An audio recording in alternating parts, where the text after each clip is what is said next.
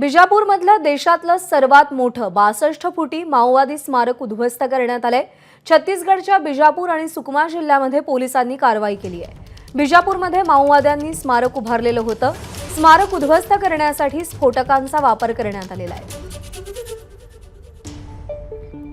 रोमित तोंबरलावार आपले प्रतिनिधी सध्या आपल्यासोबत आहेत। रोमित, आपण पाहतोय की माओवाद असेल, नक्षलवाद असेल, या विरोधातल्या कारवाया सध्या वेग घेताना आपल्याला पाहायला मिळतायत। हे स्मारक कसं पाडलं गेलं आणि हे स्मारक पाडल्यामुळे माओवाद्यांना कशी जरब बसेल?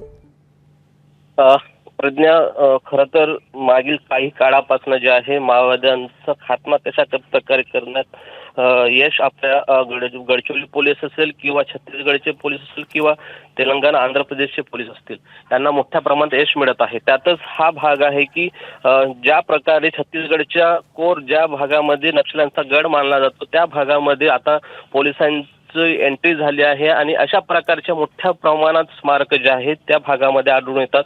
मात्र हा जो स्मारक आहे जो 62 फूट इतका सगळ्यात देशातला सगळ्यात मोठा जो आहे तो स्मारक मानला जातो, त्याला स्फोटाद्वारे जे आहे ते त्याला उद्ध्वस्त करण्यात आलेलं हे महत्त्वाचं आहे। कारण की छोटे छोटे स्मारक अनेक भागामध्ये आपल्याला त्यांच्या नक्षली संघटनेमध्ये जे चकमकीमध्ये जे मारले जातात किंवा अन्य घटनांमध्ये मारले जातात त्यांच्या स्मरणामध्ये जे आहे हे स्मारक जे आहे उभारले जातं। मात्र हे देशातलं सगळ्यात मोठं स्मारक आहे। याचंच एक उदाहरण आहे की ज्या प्रकारे मागील काळामध्ये गृहमंत्री अमित शाह यांनी म्हटलं की 2024 पर्यंत नक्षल्यांचा खात्मा होऊन जाईल, संपूर्ण उद्ध्वस्त होऊन जाईल, देशात माओवादी संघटना कुठेही दिसणार नाही। याचंच एक उदाहरण आहे की ज्या प्रकारे सुरक्षा बल जे आहे आतमध्ये त्यांच्या गडामध्ये जाऊन हे कारवाया करतात, त्याचं एक उदाहरण आपल्याला बोलता येईल। प्रज्ञा, रोमित, धन्यवाद दिलेल्या माहितीसाठी। एबीपी माझा, उघडा डोळे बघा नीट।